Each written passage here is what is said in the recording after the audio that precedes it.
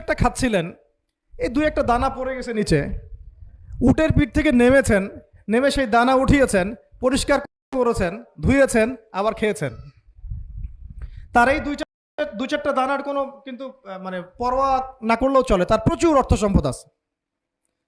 এত অর্থ সম্পদ যে তাবুক যুদ্ধের দিন 30,000 সেনাবাহিনীর দায়িত্ব নিয়েছেন।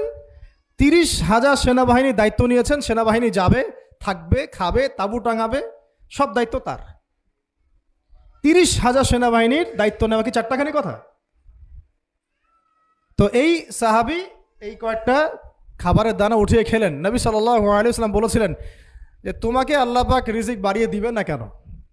তুমি রিজিকের যে তাজিম, যে সম্মান তুমি করো, এর বদৌলতে আল্লাহ পাক তোমাকে বেহিসাব রিজিক দিবেন ইনশাআল্লাহ। দুইটা বিষয় খেয়াল রাখবো।